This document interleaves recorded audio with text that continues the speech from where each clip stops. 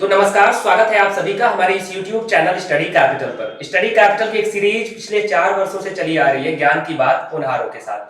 तो आज की इस वीडियो में हम बात करेंगे बीएचयू बीएड लैंग्वेज की स्टूडेंट और स्टडी कैपिटल के माध्यम से तैयारी करने वाली हमारे साथ अंजलि आज जुड़ रही है। तो अंजलि, सबसे पहले आपका स्वागत है हमारे इस इंटरव्यू में।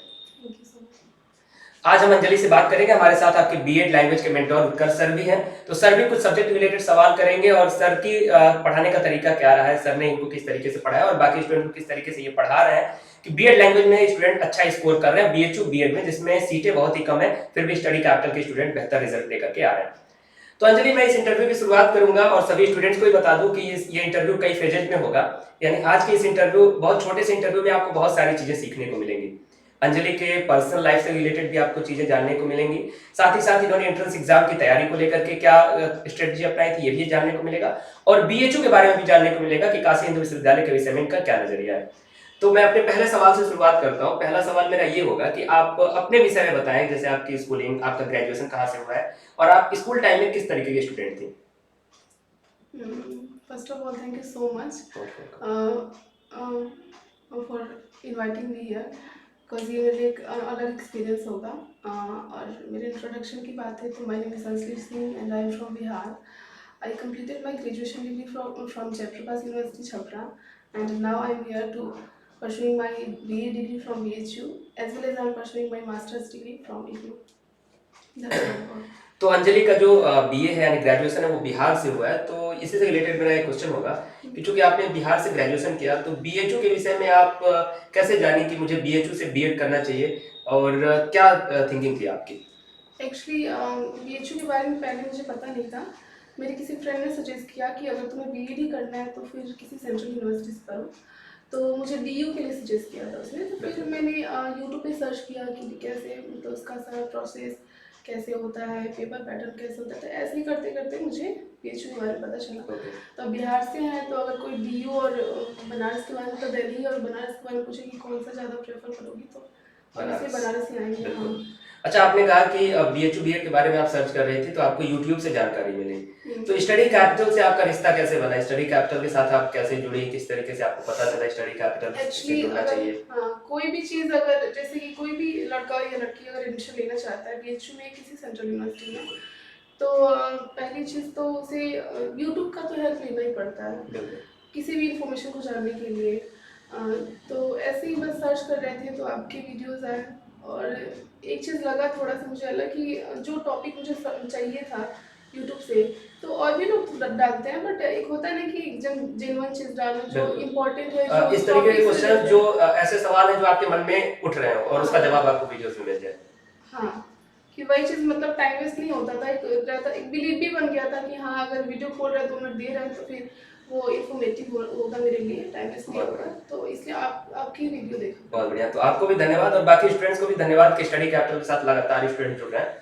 तो मेरा पहला सवाल है अंजलि आपसे कि बीएचयू बीएड लैंग्वेज की तैयारी आपने कब से सोचा कि हमें शुरू करनी चाहिए, यानी पहला कदम आपने कब उठाया एंट्रेंस एग्जाम की तैयारी के लिए?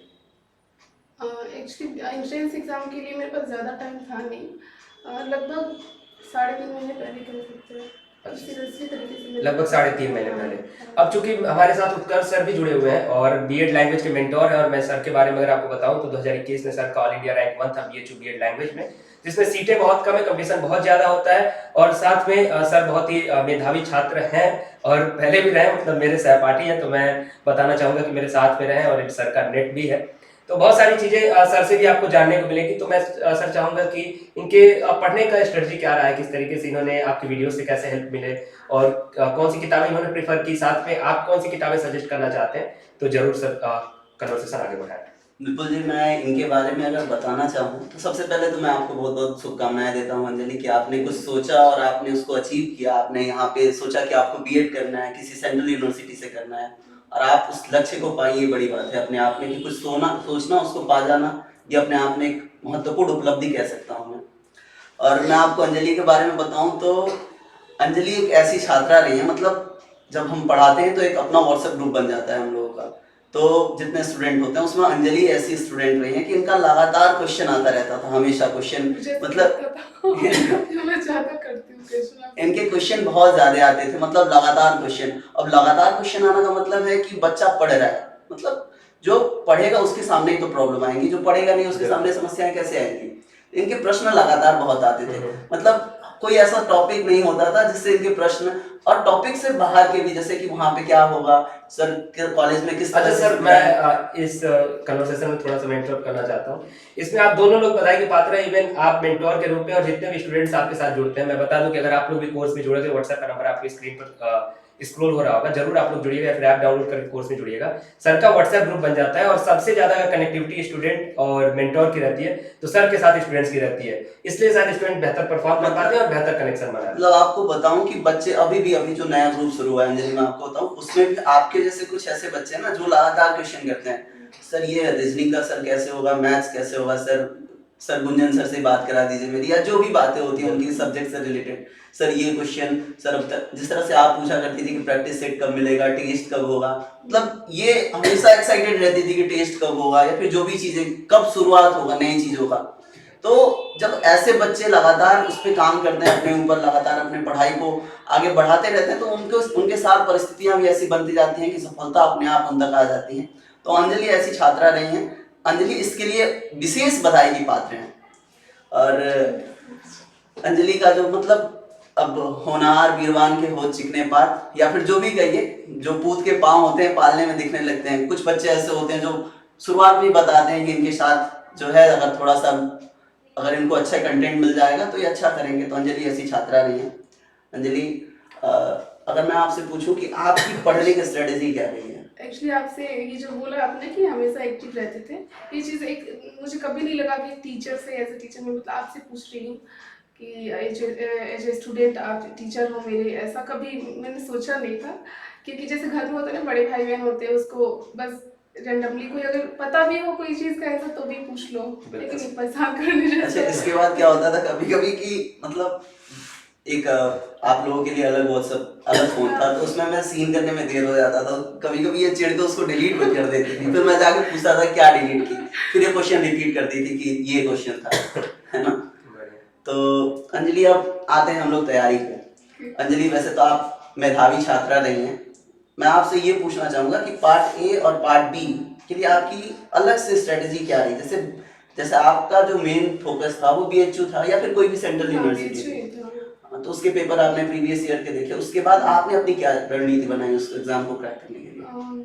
पहली चीज़ तो आपने बोला प्रीवियस ईयर, सच में ये मैंने प्रीवियस ईयर नहीं देखा था, क्योंकि मुझे लगा था कि वहीं से मुझे समझ में आएगा कि मतलब आगे क्या करना है। सबसे पहली चीज़ तो मतलब क्वेश्चन कैसे आते हैं, पैटर्न क्या होता है, किस टॉपिक से कितने क्वेश्चन आते हैं, ये सारी चीज़ें प्रीवियस ईयर से काफ़ी चीज़ें पता चलती है। मैंने काफ़ी टाइम भी दिया इस चीज़ पे कि उसको एनालाइज करने में कि हाँ किस टॉपिक से कितने क्वेश्चन आ रहे हैं, किस साल ज़्यादा आ रहे हैं, किस साल और किस टाइप के क्वेश्चन आ रहे हैं, उसका पैटर्न कैसे बदल रहा है धीरे धीरे, या फिर इसमें थोड़ा होता है ना, टाइप भी बदलते हैं क्वेश्चन के, टफ होने लगता है धीरे धीरे, वो सारी चीज़ें। क्योंकि इस साल और पिछले 2-3 सालों से स्टेटमेंट वाले होते हैं ना, असर्सलिज्म के और स्टेटमेंट वाले क्वेश्चन ये सही है कि ये गलत है या दोनों सही है, इस टाइप के क्वेश्चन भी पहले नहीं आते थे। बहुत पहले तो वन लाइनर क्वेश्चन रहते थे। 5 साल के पहले अगर देखिए तो वो बहुत इजी है, अभी के हिसाब से बहुत इजी है। अभी क्या था, 5 साल पहले सुविधाएं नहीं थी, 5 साल पहले ऐसे यूट्यूब फैमिलियर नहीं था। जियो आने के बाद जो हम लोग के एक एजुकेशन के क्षेत्र में भी क्रांति आई है ना, तो उसको हम लोग महसूस कर रहे हैं। पहले क्या था, इन्फॉर्मेशन ही नहीं था, पेपर कहाँ से आए? जो लोकल एरिया के या फिर कहीं दूर दराज के बच्चे हैं उनके पास बुक ही अवेलेबल नहीं होता था, प्रीवियस ईयर क्वेश्चन ये कोई नहीं बोल सकता है कि मेरे पास रिसोर्सेज नहीं है प्रिपरेशन के लिए, तो ये एक बहाना ही होगा, क्योंकि यूट्यूब है, गूगल है। अच्छा अंजलि, जो पार्ट बी का जो आपका पेपर था, आपको पता है कि इंग्लिश, हिंदी और संस्कृत 3 पार्ट होता है, तो एक एक पार्ट से सर शुरू करिए कि इंग्लिश में क्या इनकी स्ट्रेटजी रही है, संस्कृत, क्योंकि स्टूडेंट मन में यही जिज्ञासा चल रही होगी कि हमारे ये 25 क्वेश्चंस मैं पूरे कैसे सही कर लूँ। फिर ये 4 पार्ट में एक तरीके से बीएड लैंग्वेज का पेपर डिवाइड हो जाता है अगर इस तरीके से देखा जाए, तो एक एक करके सर से स्ट्रेटजी आप डिस्कस करें। सबसे पहले हिंदी पे आते हैं, क्योंकि हिंदी ऐसा सब्जेक्ट है जो बच्चा थोड़ा बहुत जानता ही है। इंग्लिश में हाथ पैर मारने की जरूरत होती है, संस्कृत में थोड़ा सा एफर्ट डालने की जरूरत होती है। मैं आपको पहले से उसको एक मतलब इजी टू मॉडरेट, उसके बाद हार्ड लेवल पे जाते हैं। पहले इजी जो सब्जेक्ट है जिसको आप सोचते हैं कि मैं तो इसमें कर ही लूंगा, है ना, उस पे जाते हैं, हिंदी पे बात करते हैं। अंजलि, हिंदी के लिए आपकी क्या रणनीति रही है? हिंदी में वैसे किसी स्टूडेंट का मुझे नहीं लगता कि फियर रहता होगा, इसीलिए तो मैंने उसको इजी वाली कैटेगरी में रखा। क्योंकि उसमें सारे लोग कंफर्टेबल होते हैं क्योंकि हमारी लैंग्वेज है हिंदी। और उसमें तो मुझे लगता है अगर कोई बिना पढ़े भी जाता है तो जो ग्रामर का पोर्शन होता है वो काफ़ी काफ़ी क्वेश्चन और सही कर बिना पाते पढ़े का हैं। मतलब कि थोड़ा बहुत पहले से नहीं, पढ़ा ये रहा नहीं बोल रहे है। कि मैं कोई पढ़े नहीं, मैं आगे बोलूँगी कि क्या करना है, लेकिन एक बात बोल रहे हैं कि अगर हिंदी में कोई बिना पढ़े अगर प्रीवियस ईयर का पेपर देखता है और ऐसे से लगाता है तो उसमें काफ़ी उसको सबसे ज़्यादा मतलब हिंदी मैक्सिमम हिंदी की क्वेश्चन अगर उसमें जानकारी है, कोई विशेष एफर्ट डालने की जरूरत नहीं। हाँ, नहीं वैसे लिटरेचर से आते हैं ना, तो उसमें आपने जो भी दिया था वो मेरे लिए बहुत ज़्यादा हेल्पफुल रहा था क्योंकि मुझे जो पढ़ना था मैंने अपनी जो स्ट्रेटजी बनाई थी तो उसमें मैंने कुछ ज़्यादा ही जोड़ दिया था कि मुझे ये पढ़ना है ये पढ़ना, क्योंकि ग्रेजुएशन में हम लोग को ज़्यादा पढ़ना होता है ना, तो उसमें ग्रेजुएशन कैसे में। छांटना कि इस एग्जाम के लिए कौन कौन कौन सी चीज़ें ज़्यादा इंपॉर्टेंट है, हम्म। ये शायद मैं नहीं समझ पाई थी। ग्रामर में तो खैर मैंने कर लिया, मैंने जो सोचा था वही सारा था, वही सारा पढ़ना भी था, आपने भी वही पढ़ाया था, लेकिन विशेष उसमें हेल्प मिली थी मुझे लिटरेचर, मतलब हिंदी लिटरेचर में जो होता है, हाँ उसमें मिली थी ग्रामर क्योंकि में आपने जो आपने जो पढ़ाया था वो उससे बाहर कुछ पढ़ने की ज़रूरत भी नहीं थी क्योंकि मतलब एक एक टॉपिक जो है, शायद शुरुआत की हिंदी के एक एक टॉपिक या फिर साहित्य के भी सारे कवर हो जाते हैं क्लास के दौरान। उसके बाद प्रैक्टिस से आप काफी कुछ कर सकते हैं। मतलब कि क्लास के बाद आपको अभ्यास की जरूरत होती है हिंदी के लिए, इससे ज्यादा हाँ, कुछ। हिंदी के लिए या किसी भी ग्रुप की बात करें, आपने बोला कि 4 ग्रुप में बटा होता है, तो मैं ये पर्सनली मैं खुद करती थी कि किसी भी टॉपिक को पढ़ा मैंने, फिर उससे रिलेटेड उसी टॉपिक के ऑब्जेक्टिव टाइप क्वेश्चन भी करती थी, और मैं हमेशा ये फॉलो करती हूँ। उससे क्या होता है ना, कॉन्सेप्ट क्लियर हो जाता है कि मैंने कितना सीखा है, और चीज़ें रिपीट भी होती है तो उससे याद भी हो जाता है कि ये स्ट्रेटेजी आपके लिए भी महत्वपूर्ण है, जो लोग देख रहे हैं, जो जिन लोगों को 2024 का बीएड देना है, कि आप लोगों की जो सीनियर है अंजलि, वो आपको बता रही हैं कि आप पढ़िए, उसके बाद ऑब्जेक्टिव क्वेश्चन, क्योंकि क्वेश्चन से जितना ज्यादा आपका सामना होगा उतना आपका आत्मविश्वास बढ़ेगा, और आत्मविश्वास बढ़ेगा तो आत्मविश्वास मैं कहता हूँ सफलता की कुंजी है। आप अगर आपका आत्मविश्वास है कि आप कर लेंगे तो फिर आप सफल हो गए पहले ही। अगर मैं इंग्लिश की बात करूँ अंजलि, तो इंग्लिश के बारे में आपका क्या स्ट्रेटेजी रहा है, किस तरह से आपने इंग्लिश को टैकल किया?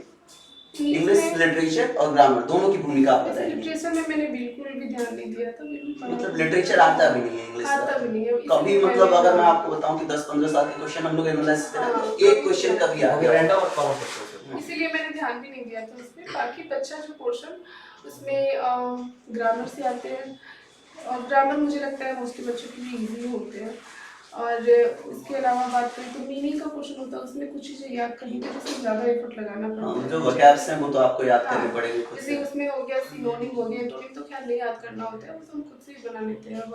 वर्ड सब्स्टिट्यूशन हो गया, उसमें भी मुझे नहीं लगता इस एग्जाम के लिए ज़रूरी है। और इसके अलावा बोलूँ तो फ्रेजल वर्ब होता है इसमें, अगर मैं बोलूँ तो इसमें ये बोलूँगी कि हाँ मतलब सेंटेंस के साथ याद करें तो ज़्यादा अच्छा होगा, कि उससे याद हो जाता है, माइंड में वो चीज़ें रहती है, क्योंकि एग्जाम में इतना प्रेशर होता है ना कि हम वो चीज़ें तो खैर हम पढ़ रहे हैं तो इंग्लिश में अगर अच्छी है तो उतनी समझ होती है कि इसके साथ कौन सा वो लगेगा, लेकिन अगर सेंटेंस के साथ करते हैं तो याद करते हैं तो एग्जाम के लिए हेल्पफुल होता है, वो चीज़ें हम याद कर पाते हैं। तीसरा और जो मेन पार्ट है, मतलब मेन कहूँ कि मतलब वो फिक्स प्रीपोजिशन जो होते हैं ना वो भी हेल्पफुल होते हैं। फिक्स प्रीपोजिशंस हाँ वो इंग्लिश भी, के लिए। हाँ वो भी इंग्लिश के लिए helpful जो टॉपिक्स मेन इंपॉर्टेंट है तो मैंने आपको और बताया इसके होंगे कि नरेशन, वॉइस, प्रीपोजिशन, ये काफी इंपॉर्टेंट हाँ, टॉपिक्स और हैं। ग्रामर की भी बात करें, इसके अलावा जो होता है कॉम्प्रिहेंसिव होता है, कॉम्प्रिहेंशन और पीक्यूआरएस, इसमें थोड़ा अंडरस्टैंडिंग अच्छा, आप लोग ध्यान रखना जब सर और इनका कन्वर्सेशन चल रहा है तो इसमें जो भी पॉइंट्स आपको बताए जा रहे हैं, अगर पॉसिबल हो तो कहीं पेन पेपर पर नोट करते रहिए, क्योंकि ये चीज़ें आप भूल जाएंगे, रिमाइंड नहीं कर पाएंगे। इसलिए कुछ अपने पॉइंट्स को नोट करते रहे, ताकि अगर आप ये इंटरव्यू देख रहे हैं तो ये आपके लिए कुछ फ्रूटफुल होना चाहिए, कुछ लाभ आपको मिलना चाहिए। दैट्स व्हाई आप पॉइंट्स को नोट जरूर करते रहें। ये अच्छा, अगर अब सबसे एग्जाम के मतलब जो बच्चों के लिए एक हवा जैसा दिमाग में बन गया कि संस्कृत है, साहित्य पढ़ना है, संस्कृत का व्याकरण पढ़ना है, क्योंकि मोस्टली हमने हिंदी और इंग्लिश से तो सभी बच्चे का सामना हुआ रहता है, संस्कृत ऑप्शनल रहता है एजुकेशन के दौरान भी, तो बहुत सारे लोग उससे मतलब परिचित नहीं होते हैं, तो उनके लिए एक हवा होता है कि संस्कृत में क्या करना है। तो संस्कृत के लिए आपकी स्ट्रेटेजी क्या रही और आपका संस्कृत का पहले बैकग्राउंड कैसा था? क्या आपने संस्कृत पहले का पढ़ा था? बैकग्राउंड तो मैं तो बोलूँगी कि बिल्कुल भी अच्छा नहीं था, कभी से भी नहीं, लेकिन हाँ ऐसा नहीं है कि अगर किसी का संस्कृत अच्छा नहीं है तो फिर इसमें फियर करने की ज़रूरत है कि हाँ बिल्कुल होगा ही नहीं। इजी है, हिंदी से थोड़ा बहुत मिलता जुलता है। हिंदी से मिलता हाँ जुलता है, मिलता मतलब जुलता है। संधि समास और हाँ कारक बहुत सारी प्रकरण चीज़ें मोस्टली हैं, हाँ, क्वेश्चन। लेकिन ये है कि थोड़ा सा उसमें डीपली जाने की ज़रूरत होती है, इतना भी हिंदी जैसा इजी नहीं होता है संस्कृत। संस्कृत में जैसे कि संधि हो गया, प्रत्यय हो गया, या फिर समास हो गया, कुछ तो रूल होते हैं जो हम कुछ तो याद रूल कर होते हैं। लेते हैं जो हिंदी और जो संस्कृत में कॉमन है वो तो वो ऐसे ही काम और चल प्रत्येक के लिए भी खासकर रूल होते हैं जो आपने पढ़ाया भी था। तो ये ज़रूरी नहीं कि बस रूल हमने याद कर लिया तो बस क्वेश्चन हम एग्जाम में आएंगे हम कर ही लेंगे, ऐसा बिल्कुल भी ज़रूरी नहीं है। जो लूसेंट में जो एग्जाम्पल दिए होते हैं ना लास्ट में, उसको मैंने काफ़ी 2-3 बार देख लो, याद करने की ज़रूरत नहीं ध्यान सारी दीजिएगा, इन्होंने चीज़ें। बताया लूसेंट में, आप लोग भी हाँ इसको लिख लीजिएगा, लूसेंट पढ़ना है। हाँ, लूसेंट का बुक मैंने लिया था।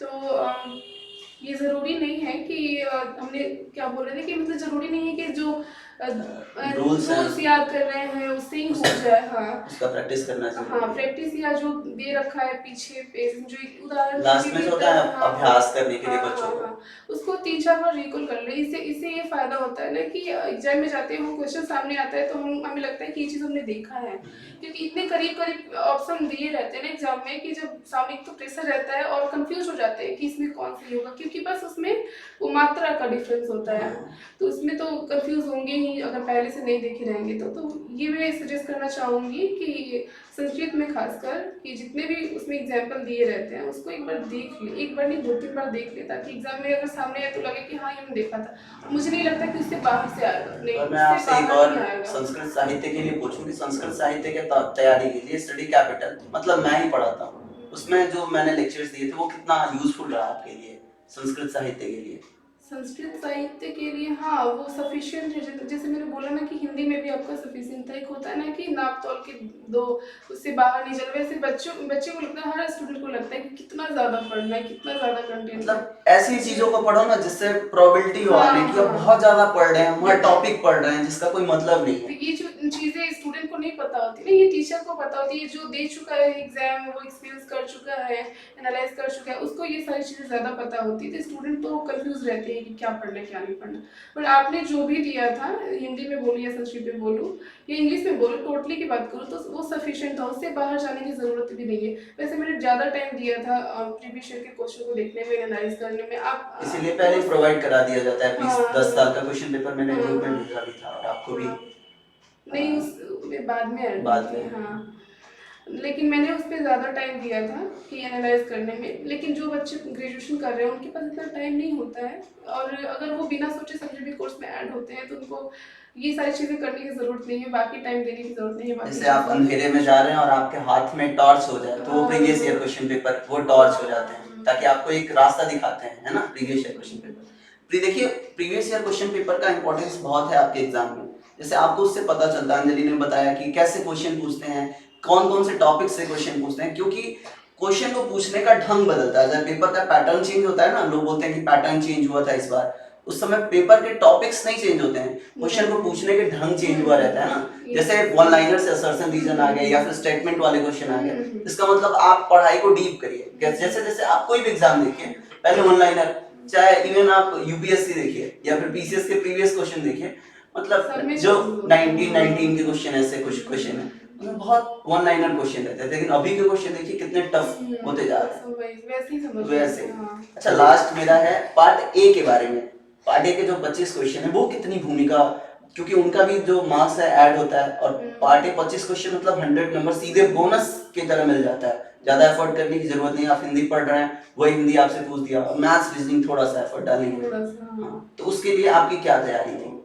पार्टी के लिए मैंने विशेष ध्यान नहीं दिया था, बिकॉज मैं एसएससी की प्रिपरेशन करती हूँ, तो मेरा ऑलरेडी मुझे लग रहा था कि हाँ उसके है। और 10 नंबर का जैसे आपने बोला है कि वो चीज़ तो हम पार्ट 2 में पढ़ते ही हैं, हिंदी या इंग्लिश जो भी है, तो उससे तो वो कवर हो ही जाता है। बच्चे 15 नंबर उसमें आते हैं। जीके चीज़ 3 से 4 क्वेश्चन होते होंगे, मैथ से 3-4, रीजनिंग से 3-4, और करंट अफेयर से 3-4 क्वेश्चन होते हैं। तो ये सारा चीज़ इस पे ध्यान देना है, बहुत बेसिक बेसिक होते हैं। चाहिए कब का करंट अफेयर है ये चीज़। तो मैंने देखा कि वो 2022 में एग्ज़ाम हुआ था सितंबर में, और वो था 2021 के जनवरी नहीं मार्च का था। सोच सकते हैं कितने पीछे का है। तो एक तो ये मैंने देखा कि एग्जामिनर का क्या वो होता है कि ऐसा क्वेश्चन डाल देना कि बच्चे करें ही ना। कुछ क्वेश्चन वैसे भी होते हैं तो कुछ ऐसे क्वेश्चन होते हैं जो छोड़ने के लिए होते हैं, आप उसके जरूरी पीछे नहीं कि नहीं हर पड़ना। क्वेश्चन हाँ, हर क्वेश्चन को आप देखें कि उसको सॉल्व ही करना है, कुछ यही छोड़ने के चीज लिए। मैंने 2023 में भी देखी, जो करंट अफेयर एक ही क्वेश्चन मुझे दिखा था जो पद्म विभूषण पुरस्कार किसको मिला था। हाँ, तो ये एग्जाम हुआ था 2023 में जून में, और ये करंट अफेयर था कब का, 2022 के जनवरी का था। तो कितना पीछे, 1.5 साल पीछे था। तो ऐसा नहीं है कि आपको बहुत 6 महीने पहले से वो चीज़ रटने लगनी है। पिछले साल के जो ज़्यादा होते हैं ना फेमस, जैसे कि स्पोर्ट्स से लेके अवार्ड से लेके से रिलेटेड, ये सारी चीज़ें आप कर लें। पिछले 1 साल के करें तो ज़्यादा हेल्पफुल हो सकता है आपको।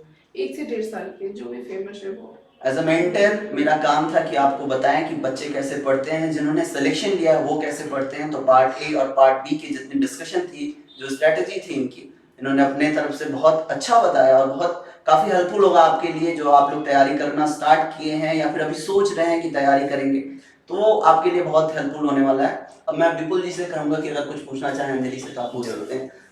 तो अब मेरे कुछ ऐसे सवाल होंगे जो कि कोई स्टूडेंट अगर तैयारी शुरू करता है तभी उसके मन में वो सवाल रहता है, यानी अगर उसने तैयारी के विषय में उसको कुछ नहीं पता है तो भी वो सवाल रहेगा, और जो तैयारी कर रहा है, बढ़िया से तैयारी कर रहा है, उसके अंदर भी लगातार ये सवाल बना रहेगा कि मुझे कोई सटीक जवाब मिले।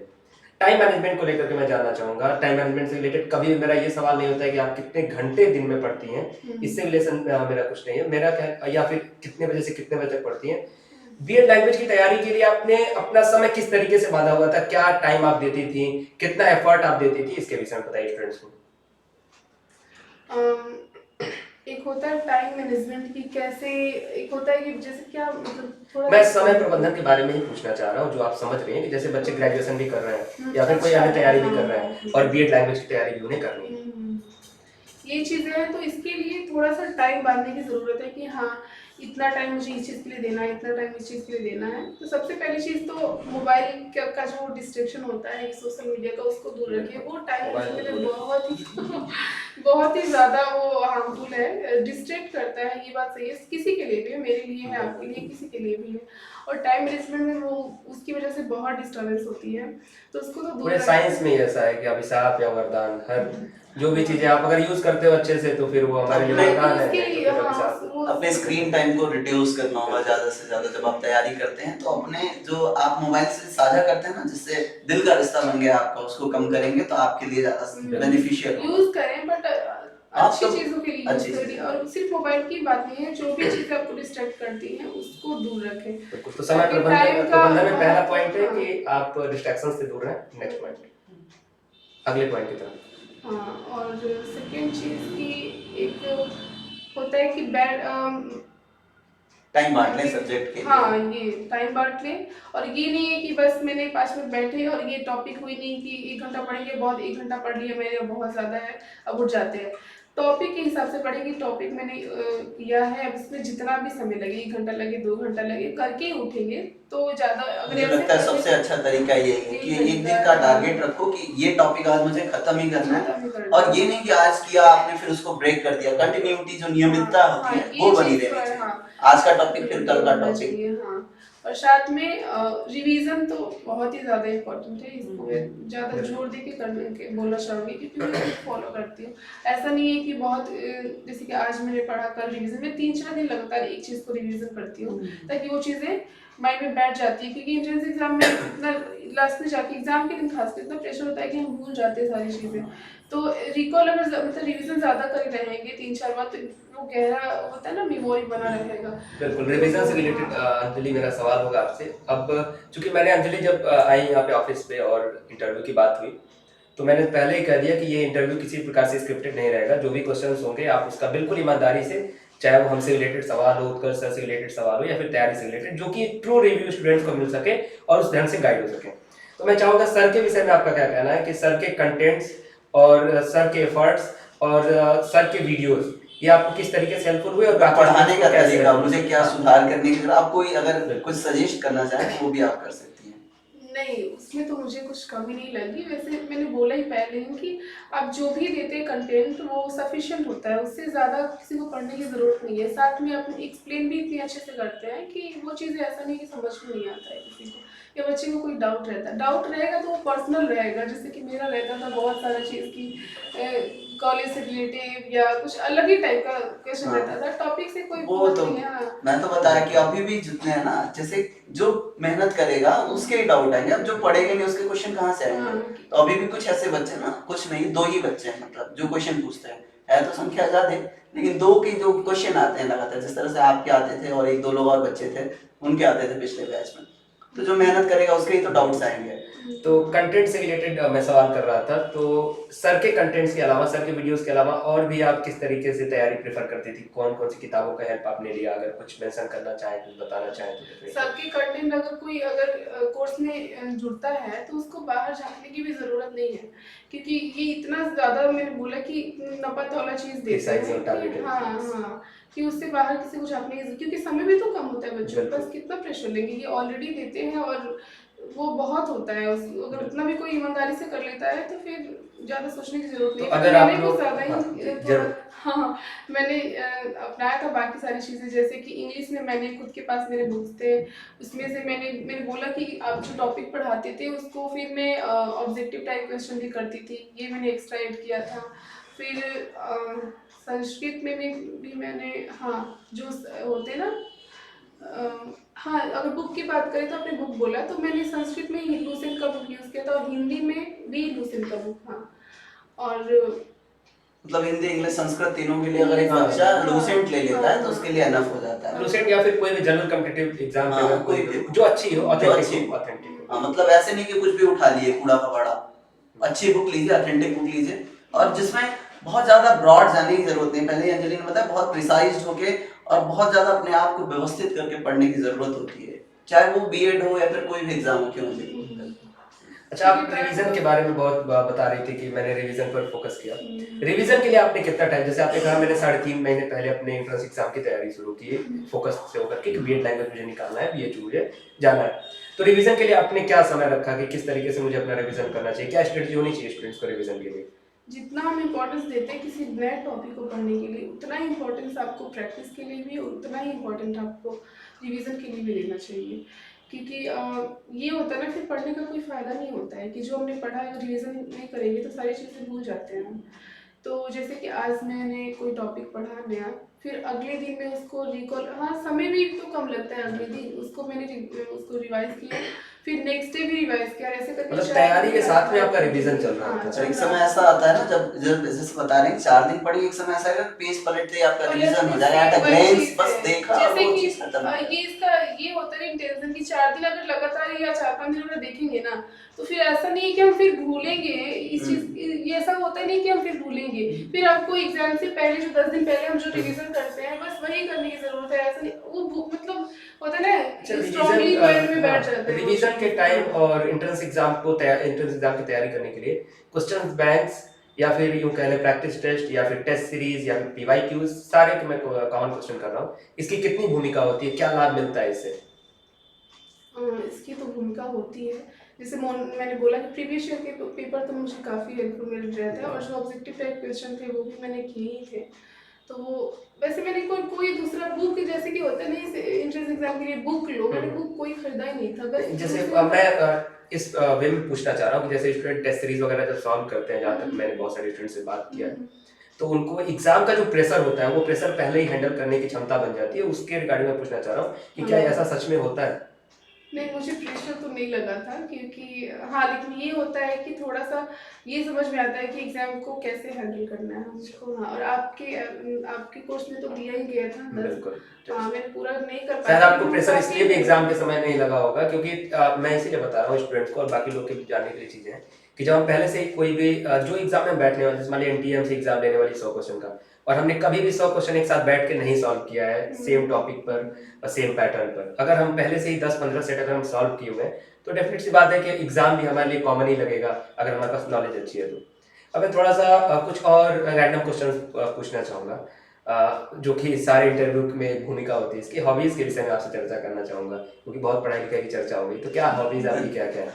हाँ, थोड़ा सा एनवायरनमेंट लाइट किया जाए। बिल्कुल। हॉबीज में वही जो कॉमन सबकी होती है, हॉबीज तो बहुत सारी होती है, और वैसे जो है सिंगिंग है, और सिंगिंग सुबह तक करते भी हैं और गाना सुनते भी हैं, उसमें भी ज़्यादा स्पिरिचुअल सॉन्ग में ज़्यादा पसंद करते हैं बिजनेस के लिए, और जो मोटिवेशन वाले जो सॉन्ग होते हैं, कर हर मैदान फतेह तो इस टाइप के सॉन्ग भी मैं कभी कभी सुनती हूँ मोटिवेशन के लिए। और डांसिंग है, कभी कभी ज़्यादा स्ट्रेस हो जाता है तो उसको करने के लिए डांसिंग भी साथ में चलता है। हाँ, और बुक्स वगैरह पढ़ना, जो सेल्फ हेल्प बुक होते हैं ऑटोबायोग्राफी, बायोग्राफी, ये सारी books अच्छा, पढ़ते मूवीज या फिर वेब सीरीज वगैरह आप देखते थे, इसके लिए नहीं टाइम नहीं, आपने दिया? बिल्कुल नहीं, वो तो इसके ऐसा लिए लगता है आपने कि टाइम मेरा नहीं दिया? इंटरेस्ट ही खत्म हो गया उन सारी चीज़ों से। मूवीज़ वगैरह में पता नहीं कब। हाँ, एग्ज़ाम लिखने के बाद मेरी सिस्टर ने एकदम व्हाट्सएप पे मुझे भेजने लगी लिंक। मैंने बोला ये सब क्या है भाई, 4-5 मूवीज़ की ये लिंक क्यों भेज रही है? देख लो, तुमने ज़्यादा स्ट्रेस पा लिया है, देख लो। सब चीज़ करते लाइफ में, ऐसा नहीं कि बस पढ़ाई पे ही फोकस रहना नहीं चाहिए, नहीं, वो मूवी भी देखनी पिछले चाहिए। 2-3 महीने के जो अनुभव है सर, मतलब इनका नंबर मैंने सेव किया है, तो जो इनके को करिकुलर एक्टिविटीज में कॉलेज के जो पार्टिसिपेट करना है, क्योंकि मैंने इनसे 1 महीने पहले बात किया था कि आपका एक इंटरव्यू लेंगे हम लोग, तो बोली कि कुछ कॉलेज में फेस्ट चल रहा है और मैं काफी इसमें व्यस्त हूँ सर, मैं अभी टाइम नहीं निकाल पाऊंगा। मतलब हर प्रकार से हाँ, टैलेंट है। को करिकुलर बढ़िया। एक्टिविटीज जो है पढ़ाई लिखाई के साथ, उसमें इनकी बढ़िया। भूमिका है, मतलब बहुत ज्यादा ये उसमें इन्वॉल्व है। अच्छा, चलिए अगला सवाल आपसे होगा। सोशल मीडिया के विषय में हम लोग चर्चा कर रहे थे और संभवतः ये लास्ट सवाल होगा आप सभी का। उसके बाद अंजलि कुछ आपको रामबाण बताएंगे बीएड लैंग्वेज से रिलेटेड, उसके लिए लास्ट तक जुड़े रहिएगा। सवाल मेरा ये है कि सोशल मीडिया अभिशाप या वरदान, जिस पर हम लोग चर्चा कर रहे थे, इस पर एक बेहतर रिमार्क जरूर दीजिएगा, क्योंकि एग्जाम टाइम में डिस्ट्रैक्शंस बहुत सारी होती हैं, तो एक बेहतर रिमार्क। और दूसरा इसी से रिलेटेड सवाल है, स्टडी कैपिटल जैसा कि पेड बैचेस की भी बहुत देर तक चर्चा हुई सर से आपकी, उसके अलावा यूट्यूब प्लेटफॉर्म के रूप में स्टडी कैपिटल स्टूडेंट्स को किस प्रकार से हेल्प करता है, इसके विषय में भी बात स्टूडेंट्स को बताइए। अपने सोशल मीडिया के बारे में बोले, ये चीज़ तो है, सोशल मीडिया बहुत ही ज़्यादा कोई लोग उसका यूज़ कम करते हैं, मिसयूज़ ज़्यादा करते हैं। हाँ, तो अगर मैं अपनी बताऊं तो एग्ज़ाम से पहले मैं सोशल मीडिया यूज़ नहीं करती हूँ, मेरा डिलीट रहता है। हाँ, ऐसे नहीं, आप नए जनरेशन के हैं तो अपडेट रहना है, बिल्कुल लाइफ को बोरिंग नहीं बनाना है। लेकिन अब मैं ये नहीं सजेस्ट कर रही कि कोई ऐप ही डिलीट कर दे, बिल्कुल अकाउंट ही बंद कर दे, ऐसा बिल्कुल मैं सजेस्ट नहीं कर रही। अगर आप हैंडल कर पाते तो अच्छी बात है, मैं हैंडल नहीं कर पाती हूँ। Depends on your capacity. लेकिन हाँ, ऐसा नहीं कि बस उसी में लगे रहना है दिन तो भर, बिल्कुल भी नहीं। हाँ, माइंड को रिचार्ज करने के लिए आप 5 मिनट के लिए दिन भर में जा सकते हैं, या फिर घंटों पढ़ रहे हैं, 1-2 घंटे हो गए तो चलो ठीक है। तो वो लोग की नशा बन गई है। मैं देखती हूँ किसी किसी को लगता है बाप रे इतना कोई कैसे यूज़ करता है। मुझे तो रिग्रेट होने लगता है सोशल मीडिया को इतना ज़्यादा यूज़ करने से। मैं कभी, मुझे ऐसा नहीं लगा है कि सोशल मीडिया मुझे यूज़ करता है। वरदान, मैं सोशल मीडिया वरदान क्यों? लाभ कैसे सोशल मीडिया से? सोशल मीडिया से इंफॉर्मेशन के लिए तो है ही, मोटिवेट रहने के लिए भी है, और रील्स जो आते हैं अगर वैसे हैं तो फिर अच्छी बात है। और स्टडी कैपिटल वरदान क्यों?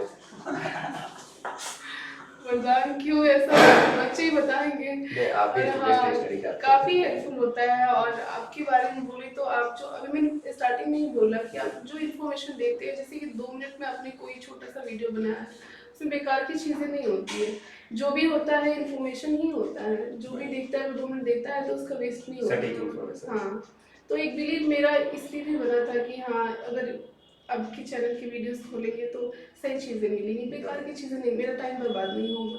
चलिए, तो आप इस इंटरव्यू में मैं बाकी स्टूडेंट से भी वादा और एक करता हूँ चीज़ तो और जरूर। मैं बोलना चाहूँगी, मैंने देखा था एडमिट कार्ड 5 को था ना मेरे एग्जाम। हाँ, 5 तो 3 को आया था एडमिट हाँ, कार्ड ना। 3 को डिले हुआ था काफी। काफ़ी डिले हुआ था और सब बेचैन थे सारे स्टूडेंट, मेरा भी वही हाल था।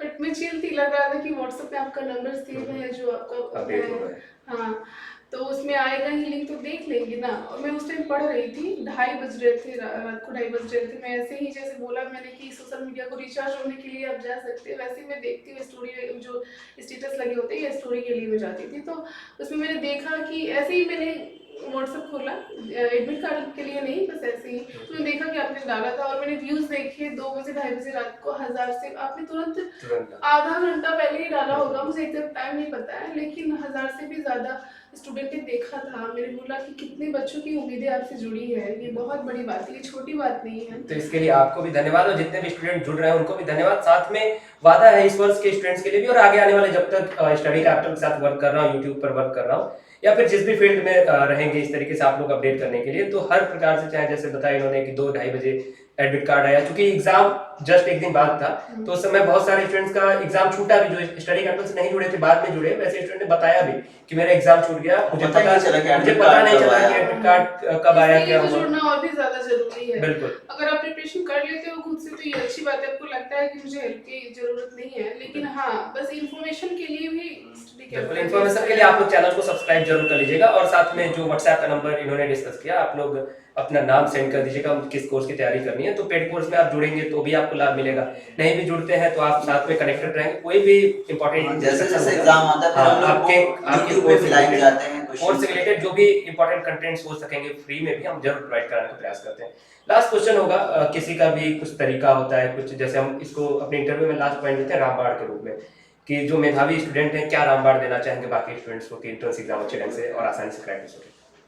हाँ, वो उसके लिए मैं ये बोलूँगी, सबसे पहली चीज़ तो अपने अंदर आप डिसिप्लिन लाओ। ये एक इम्पोर्टेंट चीज़ होता है। कंसिस्टेंसी, जैसे कि सर ने एक बार बोला था बीच में, कंसिस्टेंसी भी होनी चाहिए। उससे क्या होता है कि हमें डिस्ट्रैक्शन से भी बचने में हेल्प होता है, और काफ़ी चीज़ें हैं जो कंसिस्टेंसी, लोग बोलते हैं ना कि वो सक्सेस, ये बहुत ही ज़्यादा इम्पोर्टेंट है।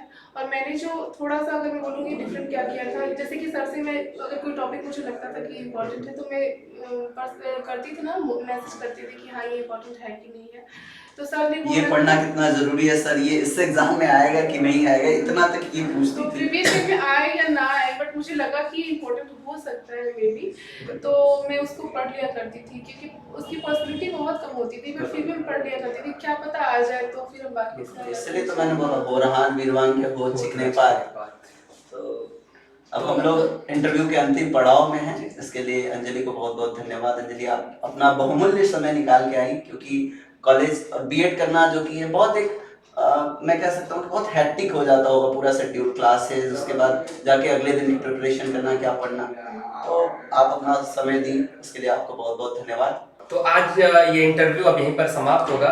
सबसे पहले जैसा सर ने भी धन्यवाद दिया, तो मैं आप दोनों को धन्यवाद करना चाहूंगा कि आप दोनों लोग इस इंटरव्यू में जुड़े। अंजलि आपको भी विशेष रूप से, और सर आपको भी कि आपने स्टूडेंट्स को बहुत ही अच्छे ढंग से गाइड किया। स्टडी कैपिटल का हमेशा प्रयास रहता है कि स्टूडेंट्स को अच्छे ढंग से हम गाइड कर सके, अच्छा मार्गदर्शन दे सके, चाहे आपको किसी भी सेंट्रल यूनिवर्सिटी में एडमिशन लेना हो, चाहे वो बीएचयू हो, डीयू हो, या फिर अदर कोर्सेज के लिए जेएनयू हो, एससीयू हो, जिस भी यूनिवर्सिटी में आपको जाना हो, जो भी आपका टारगेट हो, तो हमारे पेड कोर्सेज आपके लिए पूरी तरह से हेल्पफुल होते हैं कि प्रिसाइज वे में टारगेटेड कंटेंट देने के लिए। हमारा यूट्यूब चैनल होता है कि आपको सारी अपडेट और सही इंफॉर्मेशन हम दे सकें, तो हमारा ये प्रयास जारी रहेगा। जितने भी लोग स्टडी कैपिटल के साथ जुड़ेंगे उन्हें लाभ जरूर होगा, ये हमारा वादा है आप सभी के लिए। जितने भी लोग हमारे पेड कोर्सेज से जुड़ना चाहते हैं वो हमारे ऐप को डाउनलोड करें, स्टडी कैपिटल को, जिसका लिंक इस वीडियो के डिस्क्रिप्शन बॉक्स में आपको मिल जाएगा। व्हाट्सएप का नंबर आपकी स्क्रीन पर है, आप जरूर हमारे साथ जुड़ सकते हैं। और स्टडी कैपिटल को सब्सक्राइब करके रखिएगा। हमारे साथ अंजलि भी जुड़ी रहेंगी, मैं आपके साथ जुड़ा रहूंगा, और उत्कर्ष सर आपके साथ जुड़े रहेंगे। कमेंट बॉक्स में जो भी आपको कुछ और सवाल रह गए हो, जो हम ना पूछ पाए हो, अंजलि जवाब ना दे पाई हो, फिर उत्कर्ष सर पूछ ना पाए हो, तो आप कमेंट बॉक्स में पूछिए। हम तीनों में से कोई भी जिसके लिए वो जवाब होगा जरूर हम लोग जवाब देने का प्रयास करेंगे। तो अभी के लिए इस वीडियो में इतना ही। मस्त रहिए, स्वस्थ रहिए, और आप सभी अपना ख्याल रखें। ढेर सारा प्यार और आशीर्वाद। बहुत बहुत धन्यवाद। नमस्कार।